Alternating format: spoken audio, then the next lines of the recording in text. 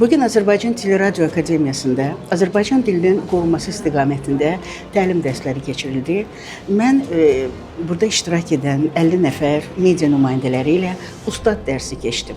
Və onların arasında müxtəlif televiziyaların, radioların, belə deyək, saytların, agentliklərin nümayəndələri var idi. Çox maraqlı oldu. Diskussiya şəklində keçdi bizim bugünkü tədbirimiz və maraqlı oldu. Dilimizi qoruyaq, dilimizi sevək və dilimizi yaşadaq.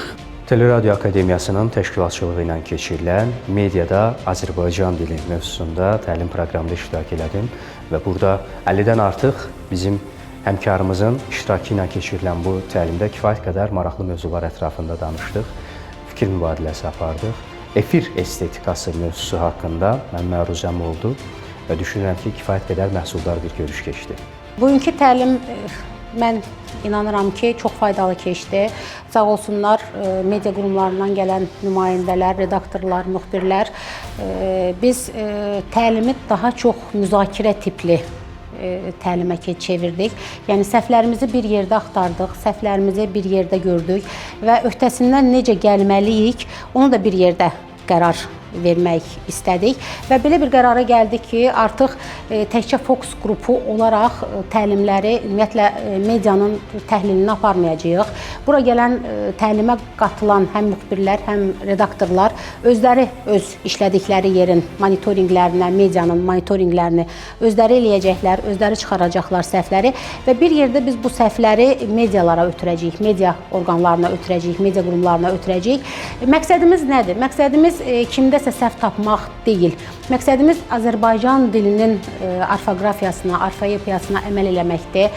Azərbaycan dilinin Prezident İlham Əliyevin qarşımızda qoyduğu öhdəliyi layiqincə yerinə yetirməkdir. Və biz çalışacağıq ki, və inanıram ki, həm bu təlimdə, həm bundan əvvəl, həm bundan sonraki təlimlər öz nəticəsini verəcək və mediamızda Azərbaycan dili ilə bağlı problemlər aradan qaldırılacaq.